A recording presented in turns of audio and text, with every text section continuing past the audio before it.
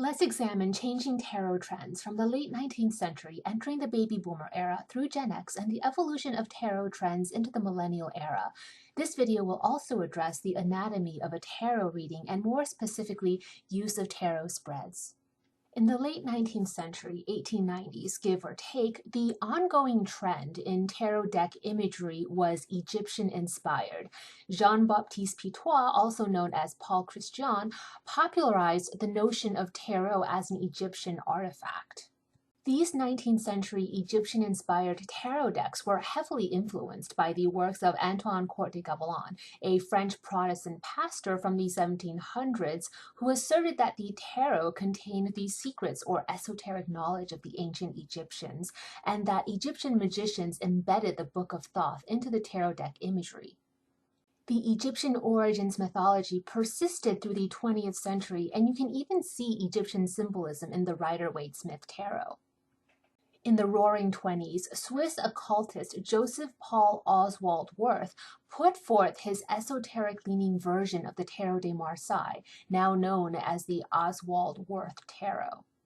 Wirth sought to integrate the Kabbalah, Freemasonry, astrology, and other occult systems with the Tarot de Marseille. Between the baby boomers and Generation X, the prevailing tarot trend here in the United States was to use the Rider-Waite-Smith tarot system.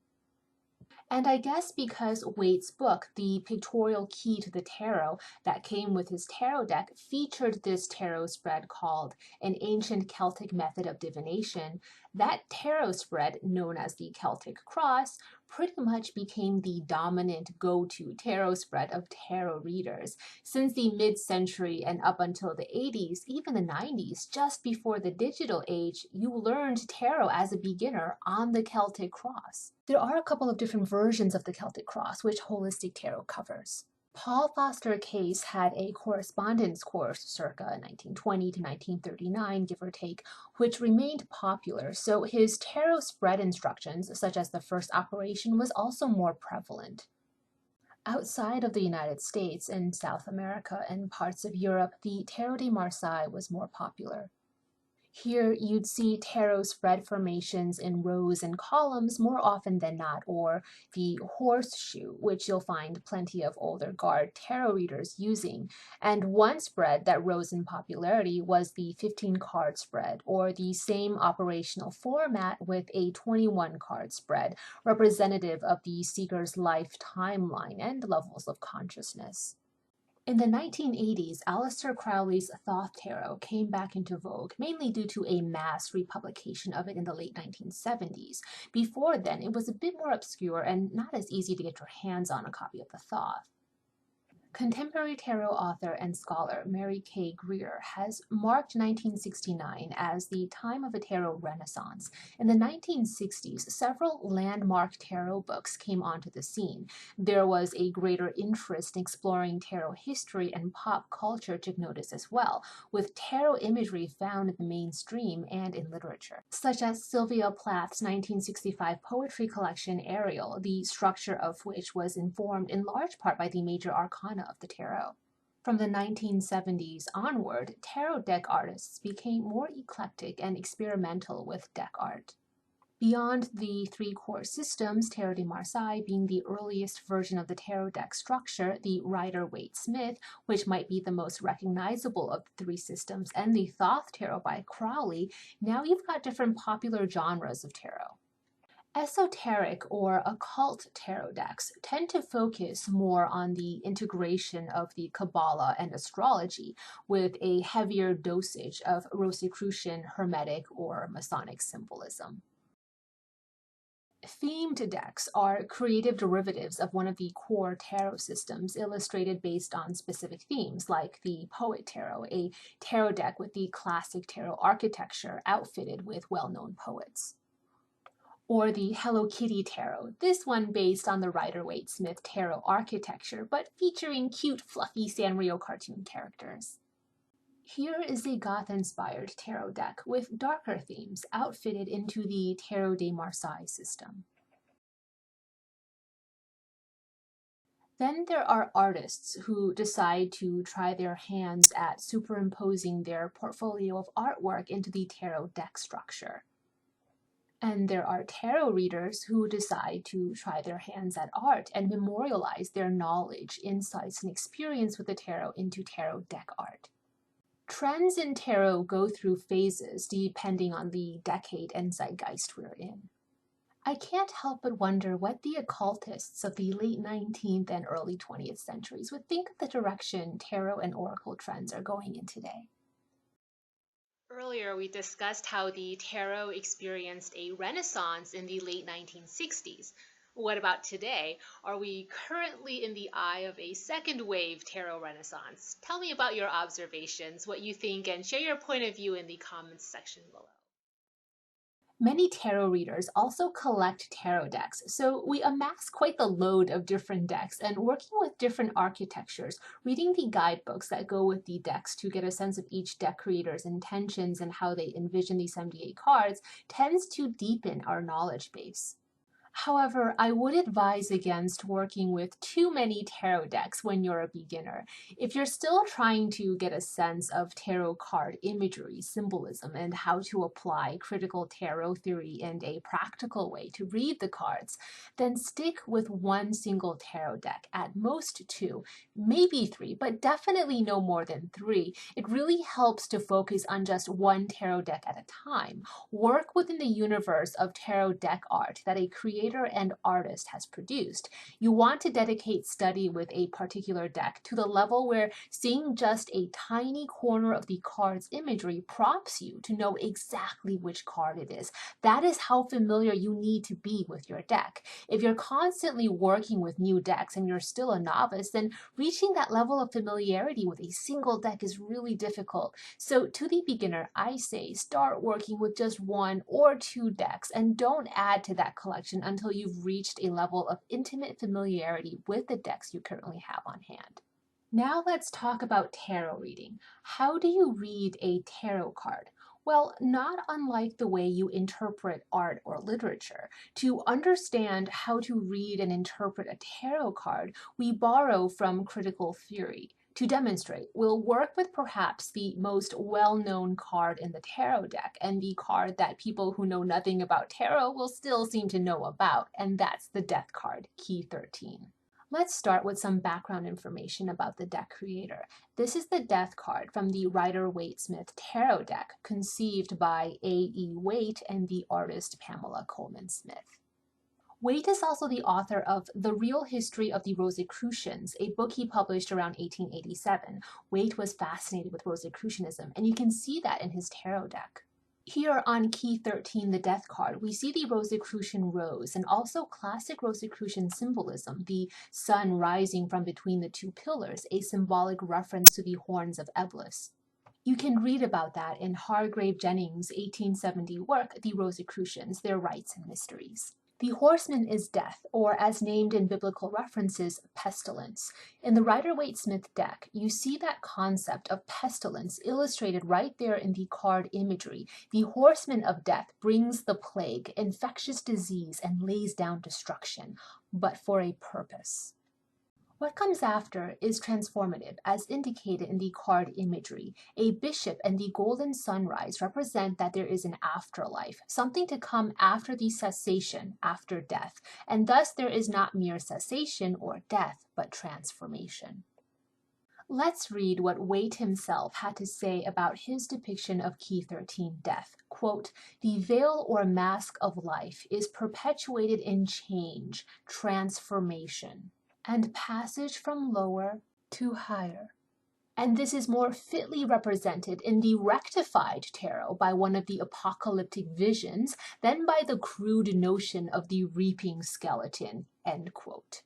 Here, Waite is referring to the Tarot de Marseille version of death. He's calling his deck the rectified tarot, and he's calling the Tarot de Marseille crude.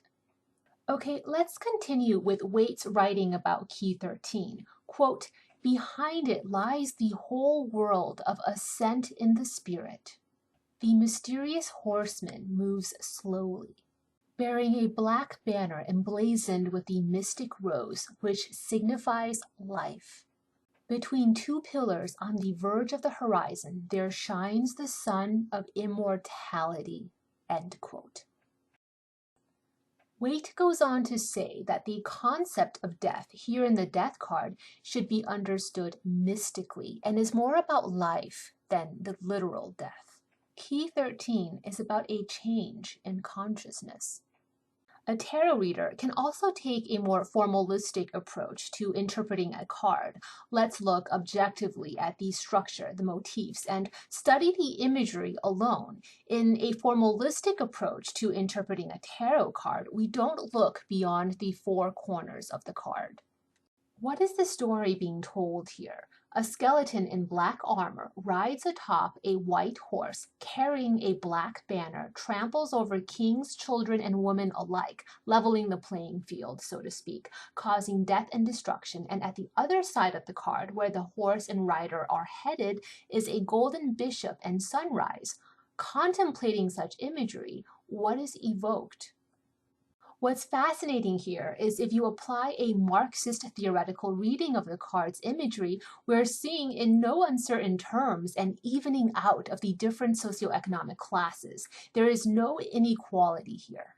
Now, what if we take a post-structuralist approach to reading this card? When we say death, what do we mean? The little death, or la petite mort, has certain meanings that a reader could work into an interpretation of this card. Let's consider symbolic correspondences for the card. Key 13 in tarot corresponds astrologically with the zodiac sign Scorpio. Scorpio is a water sign, and so elementally, this card is said to be comprised of alchemical water.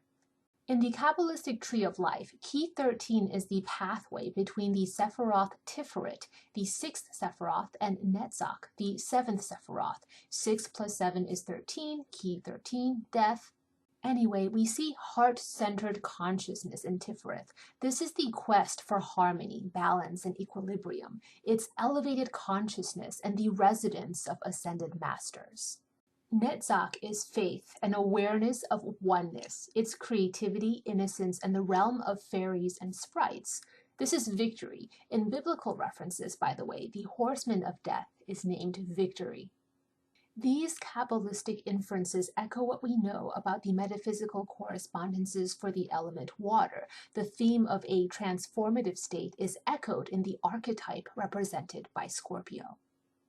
We compare and contrast these symbolic pieces of the puzzle to better understand and interpret the death card. What is in our collective consciousness, in the zeitgeist you are living in right now, that relates to these symbolic pieces? Scorpio can relate to sex and sexuality. Recall what we noted earlier about la petite mort, the little death, which refers to the sexual orgasm. It's fun how everything connects, right? Scorpio is also death and transformation. Now, notice the boat and river in the background of the card. Can we read into that as the river Styx in Hades, the underworld? Is that boat the ferry steered by Charon, the ferryman who transports souls into Hades? Now, out of theory and into practical application, when the death card appears in a tarot reading, what does it mean? Well, as with any interpretation, you first need to look to context clues. But beyond context clues, let's talk about the practical energies of key 13, death. Here, we see that an important chapter of life is coming to an end, but a new one is beginning. There is going to be a transformation of consciousness. Change is in the air. A change from lower to higher. So as painful as death or cessation may feel, as apocalyptic as it may seem in the present moment, you're on a path of ascension. It's upward from here. Now, sometimes when the death card shows up in a reading, depending in its context, it can draw in a stronger Scorpio or water meaning. Typically, though, it doesn't bode well for a love or relationship reading. If you're asking about career, there could be a transition, a transformative change in your professional path. If you're asking about health, healing and recovery is coming, as noted by the Golden Bishop and Sunrise, but it's slow, a slow process process, as noted by Waite's own words, quote, "The mysterious horseman moves slowly," end quote. Remember, the creator of the deck has given us his intentions for the cards, meaning how he interprets Key 13 death. Waite tells us the concept of death he's depicting here should be understood mystically. So, for instance, in a tarot reading about a health question, we're not talking about an actual literal death. We're talking about a mystical death, a transference of consciousness. Timed with the past, we're now trying to make emotional sense of what has just passed on, trying to acknowledge the new consciousness left after the wake of pain and destruction. Timed with the present, we need to release our resistance to change and sail with the current. The more we struggle, the more pain we will feel. Timed with the future, change is afoot, and it won't be easy or comfortable, but it will be cathartic. Okay, so you kind of get how you interpret the meaning of single tarot cards, and of course the Cyclopedia section of Holistic Tarot is meant to help you with that. But it's not like every single tarot reading is a single card reading. In fact, you tend to see tarot readings as lots of cards all spread out on a table. How the heck do you read that? The lots of cards spread out on a table is called a tarot spread. Now, let's explore the theoretics of a spread. A tarot spread is in effect a mind map.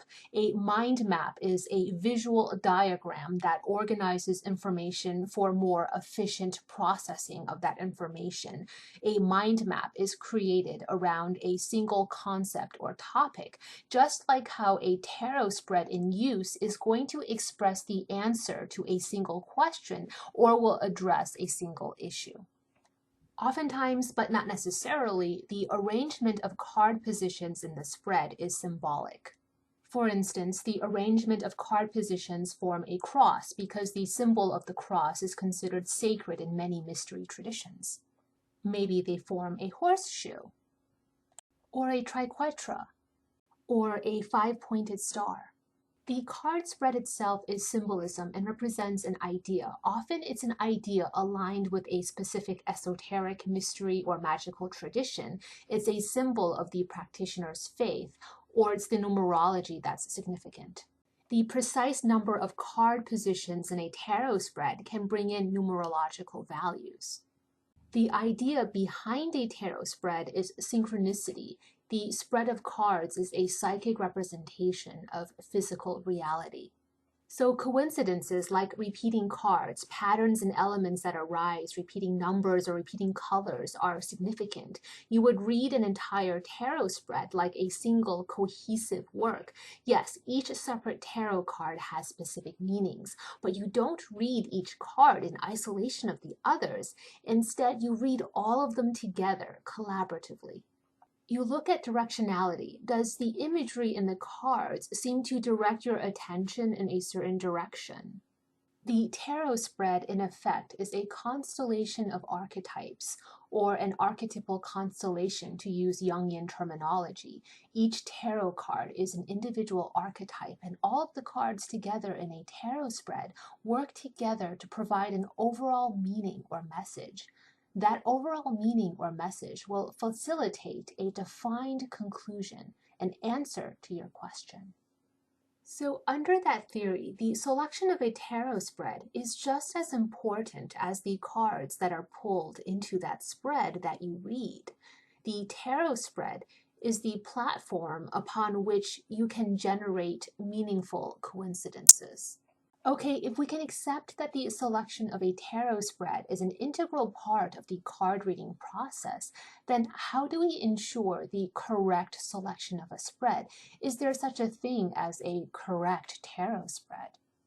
The selection of the spread is simultaneously willful and intuitive. Sure, as the tarot reader, you'll be choosing a tarot spread to use, but which spread you choose out of the many options availed to you, or even if you don't use a specific spread with fixed card position meanings and you simply draw out the cards into a free flow narrative, the entire process itself is part of the synchronicity. What each card position in a spread indicates is an exercise of setting intentions. The magic, as it were, and accuracy of your reading is made all the more powerful when you set those intentions with precision and with as much psychic force as you can put behind the work.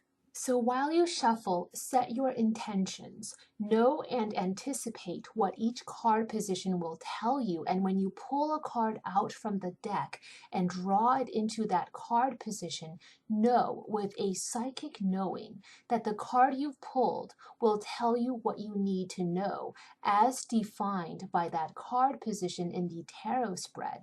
In one sense, tarot spreads operate under the theory of the law of attraction.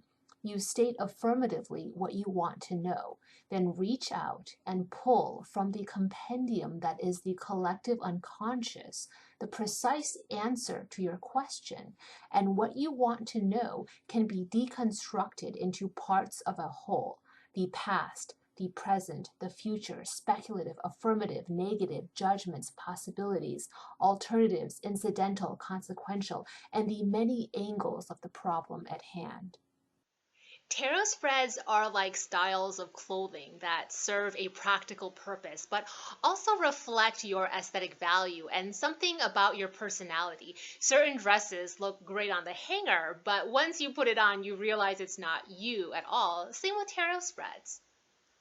And just like clothing, some folks have these endless closets and every day they have to try on something new and different. And some folks have a signature look, staples, and don't change from that staple.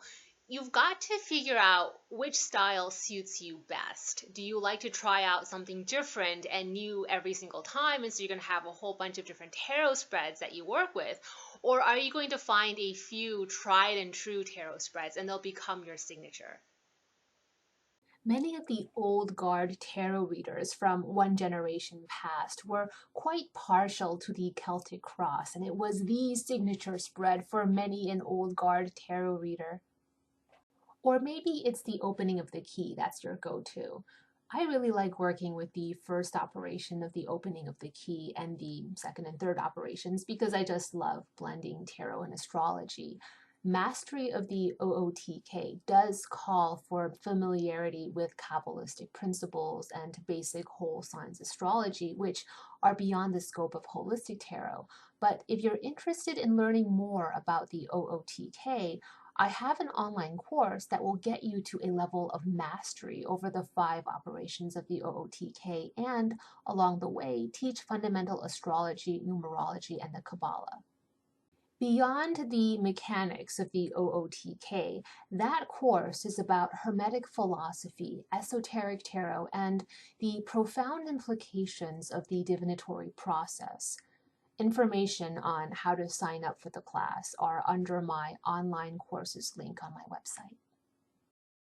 Here, it's really hard for me to dictate to you which tarot spreads to work with because I don't know you. So what Holistic Tarot does is present over 33 different tarot spreads for you to work with.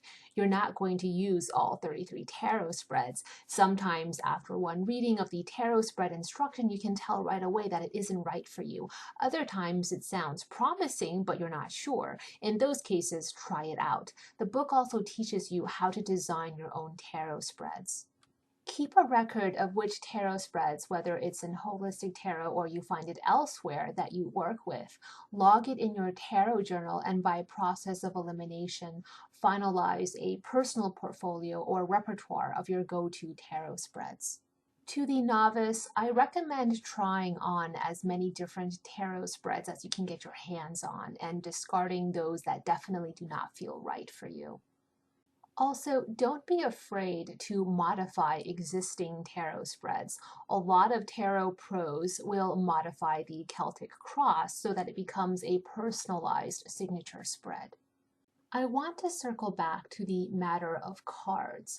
Cartomancy is a form of divination using cards.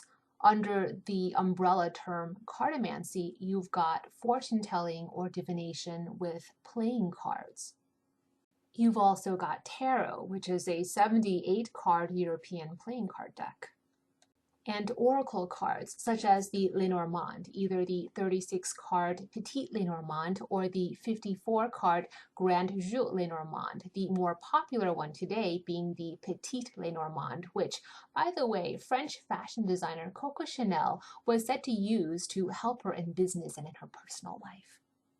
Kipper fortune-telling cards are coming back to favor as of late. Kipper is another fortune-telling style oracle deck under the cartomancy umbrella. And all other forms of oracle decks from the occult. Pictured here is the Korea Magician's deck, part of the Korea Magical School by Josephine McCarthy and Frater Archer. Then there are more New Age style oracle decks like the one pictured here, the Labyrinth Wisdom cards, to oracle decks based on other divinatory systems, such as the I Ching, and everything in between. The tarot is a rather specific system of cartomancy with a set 78 cards. Sometimes in modern versions, a few extras are thrown in there for good measure, like the Happy Squirrel card, which has kind of become an inside joke in the tarot world, a Simpsons reference. Other times, a deck is unequivocally inspired by the tarot, but evolved the tarot architecture into a new divinatory system. The Voyager Tarot and the Psychic Tarot are examples of such evolutions. We haven't yet covered how to perform a tarot reading, because for now, we're still getting acclimated with the tarot deck and gaining some contextual clues. However, before we begin the immersion in tarot operations and card interpretation, let the beginner try a hand at a historic spread from the 1920s, one designed by Joseph Paul Oswald Wirth. Although I didn't include this spread in Holistic Tarot, you will find information about it on my website in the Amendments to Text section. The tarot spread is featured in Wirth's text, Tarot of the Magicians. Pause the video lecture here, go get your tarot deck and follow along. Let's do a tarot reading together with the Oswald Wirth spread. Start by grounding and centering yourself so you're fully focused on the task at hand. Visualizing roots extending from the bottoms of your feet down deep into the earth can help. Feel aligned through your spinal cord, and at the top of your head, a white light from above descending down to, it feels like flipping on a switch inside of you, right there at the top of your head. As a result, you're becoming more open and receptive.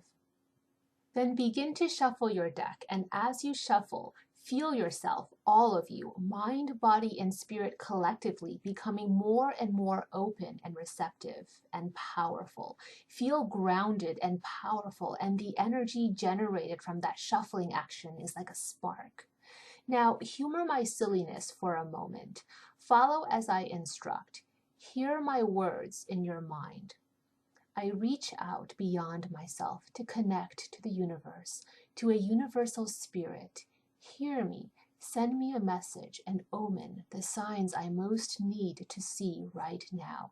Send me guidance from beyond my ego, beyond what it is I already know. Now set the cards down in the following order. To the left side of you on a flat surface, set down a single card face down for now. This is card 1. To the right side of you, set down another single card, again face down. This is card 2. Above, and now you're slowly beginning to form the shape of a cross, place down a third card, face down.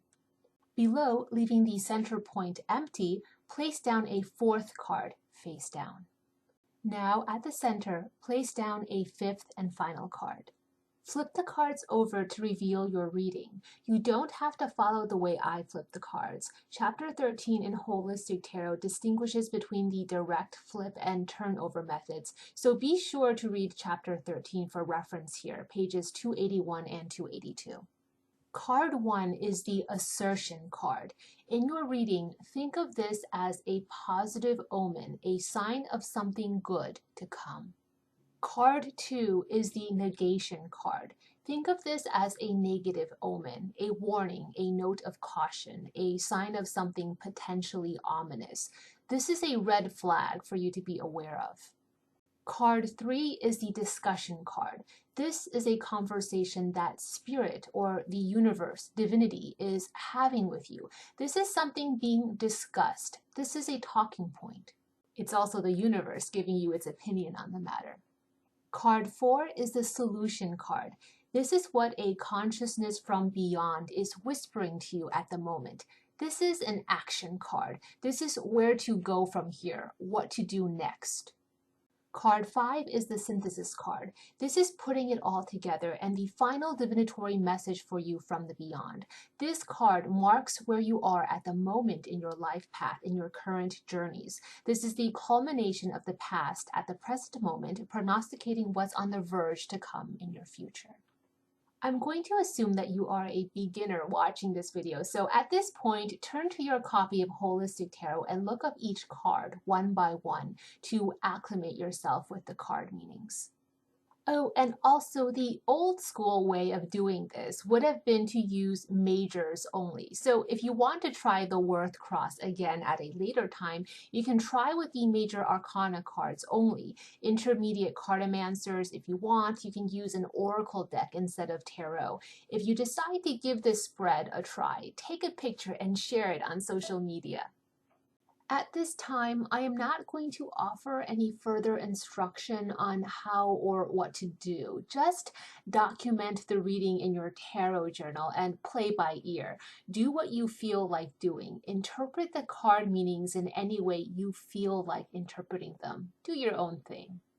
Exercise those muscles of intuition that at this point feel a bit foreign to you. Kind of like how I felt doing bicep arm curls for the first time after 3 years of not hitting the gym. Sit on the reading for a few days, perhaps even for a full week. Again, make sure you remember to document the reading in your tarot journal. As this companion course unfolds further, I'll share with you how I'd read the cards and spread.